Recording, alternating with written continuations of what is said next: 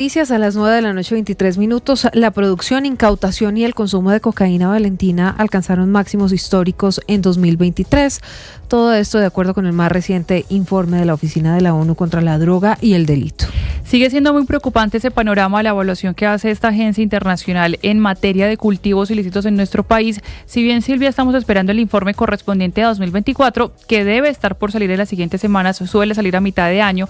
Esta información que está actualizando la agencia de la ONU muestra efectivamente la preocupación que sigue manteniendo el mundo en cuanto a la política de drogas y en especial la lucha contra los cultivos ilícitos en nuestro país. Son 3 años consecutivos que hemos tenido en Colombia de aumento, ya sea de cultivos y también de la capacidad de producir droga o de producir la cocaína en las mismas hectáreas que se han identificado en diferentes departamentos. Claro, el principal productor de cocaína en el mundo es Colombia.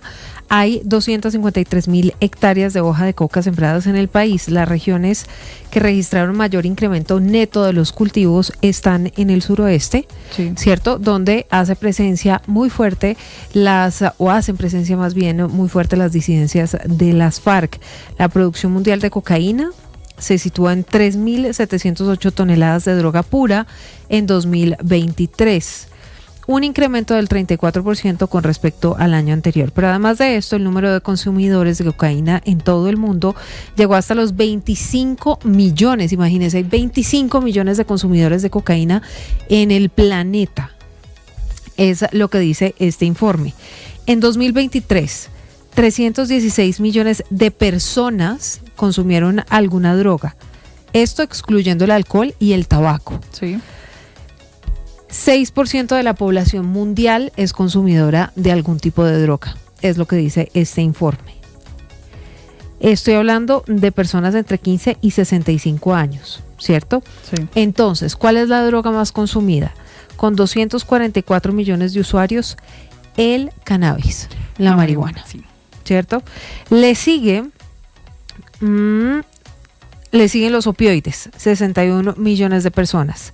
Las anfetaminas en el tercer lugar, la cocaína en el cuarto lugar con 25 millones y el éxtasis con 21 millones de personas que lo consumen. Sí, allí se mezcla entonces, digamos, el tema de la marihuana. Recordemos que en muchos países hay una regulación como tal para el consumo de este tipo de droga, pero sigue siendo la cocaína y más la producida en Colombia la preocupación de las diferentes agencias de orden público, de seguridad, pero también de salud. Claro. Ahora, lo que hemos visto es que hay algunas falencias en el gobierno. Recordamos que ya tenemos 3 ministros de justicia que son los encargados precisamente de la política de drogas, pero también las diferentes frenos que se le han dado en la política en la lucha contra los cultivos ilegales. Al principio del gobierno del presidente Gustavo Petro fue esa orden de no utilizar más glifosato, lo que también frena un poco la erradicación manual, pero una recapacitación que, por ejemplo, le ordenaron a los miembros de la policía para estar, digamos, más cercanos a los lineamientos de respetar al campesino cultivador, de evitar daños en cultivos legales,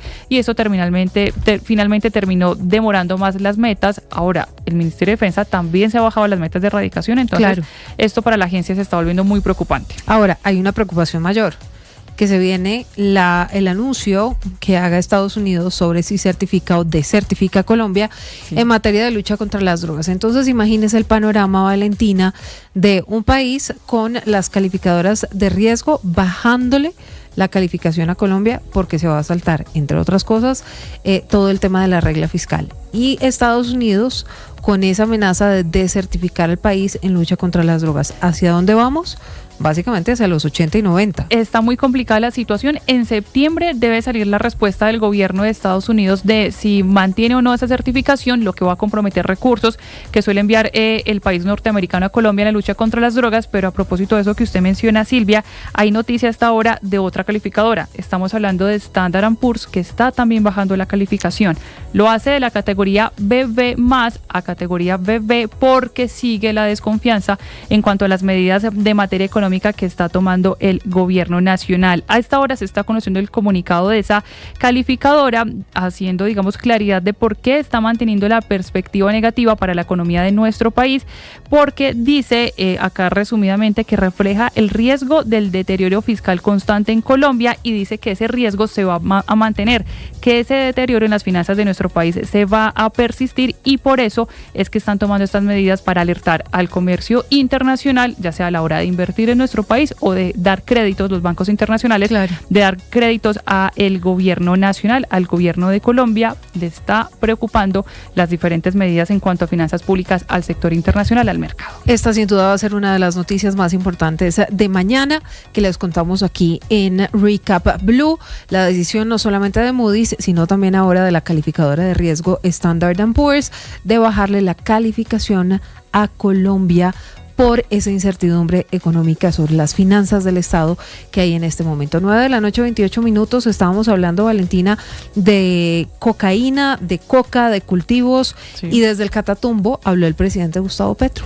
En Catherine. especial, sí, cuestionando, qué pena, Silvia, el modo de cómo están evaluando, no diciendo estamos fallando, sino el modo de cómo están evaluando a Colombia. Bueno, Caterina. De acuerdo con el informe mundial sobre las drogas de la Oficina de las Naciones Unidas contra la Droga y el Delito, la producción, las incautaciones y el consumo de cocaína registró cifras récord en 2023, convirtiéndose en la droga ilícita con mayor crecimiento del mercado. En total, los cultivos de hoja de coca superan las 376.000 hectáreas, de las cuales el 67%, es decir, unas 253.000, están en Colombia. El presidente Gustavo Petro citó el informe reconociendo que las cifras son críticas, pero argumentó que los incrementos se deben a un aumento en el consumo por parte de Europa. Pero aún para el año 23 se subió en Colombia en 20.000 hectáreas los cultivos de hoja de coca. 20.000 hectáreas no es mucho, pero 250.000 hectáreas sí lo son, porque representan más o menos el 60% del total de cultivos de hoja de coca del mundo, que todos están en América Latina. Es indudablemente nuestro calvario. El mandatario también aprovechó su discurso en Ocaña para responder a la entrevista que el expresidente Juan Manuel Santos dio a Caracol Televisión, en la que se refirió al rumbo que ha tomado el gobierno y lo acusó de generar incertidumbre, debilitar las instituciones y fracasar en la implementación del acuerdo de paz. ¿Quién es la culpa de esta violencia parcialmente, Santos? Porque se te ocurrió hacer una carretera solo desde Ocaña hasta Gamarra. Dicen que para hacer una plática. No sé si él, pero sí sus amigos.